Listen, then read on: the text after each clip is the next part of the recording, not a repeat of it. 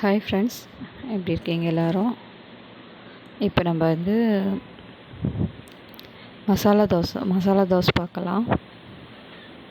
First உருளைக்கிழங்கு வேக வச்சுட்டு ஒரு நல்ல எண்ணெய் ஊற்றி கடுகு, கருவேப்பிலை, வெங்காயம் இதெல்லாம் போட்டு நல்லா வதக்கிட்டு,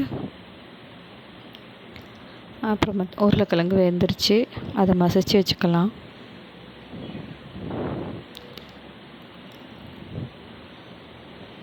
மசிச்சு அந்த வெங்காயத்தெல்லாம் வதக்கி வச்சதெல்லாம் போட்டுடலாம். போட்டு நல்லா வதக்கிட்டு அதுக்கு தேவையான மசாலா ரெடி பண்ணிக்கலாம். தேங்காய், கொஞ்சோண்டு புளி, பொட்டுக்கடலை, மிளகு, ஜீரகம், மிளகாய் காரத்துக்கு தகுந்த மாதிரி வச்சுக்கோங்க. வர கொத்தமல்லி இருந்தாலும் போட்டுக்கோங்க, எங்கிட்ட இல்லை.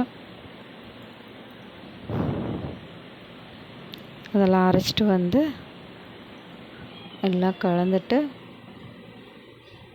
நல்லா வதக்கிக்கோங்க. அதில் கொஞ்சம் மஞ்சத்தூள், உப்பு,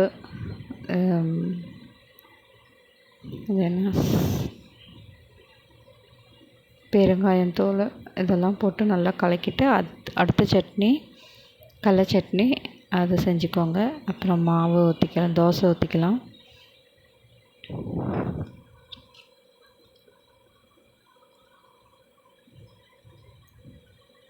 தோசை வச்சுட்டு அந்த மசாலா உருளைக்கிழங்கு மசாலா ஒரு சைடு வச்சுக்கலாம்.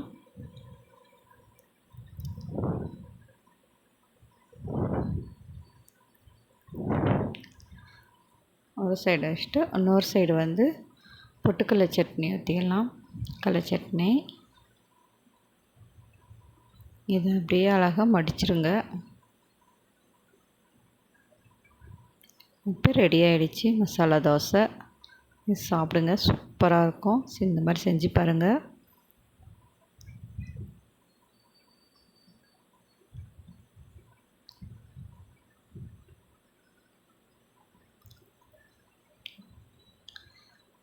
இது பிடிச்சிருந்துச்சுன்னா சப்ஸ்கிரைப் பண்ணுங்கள், லைக் பண்ணுங்கள்.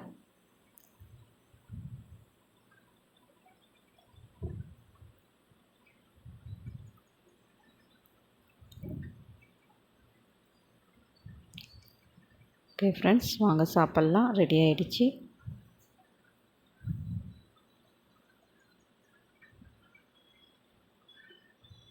நல்லாயிருக்கும், சூப்பராக இருக்கும். குழந்தைங்க கூட நல்லா விரும்பி சாப்பிடுவாங்க.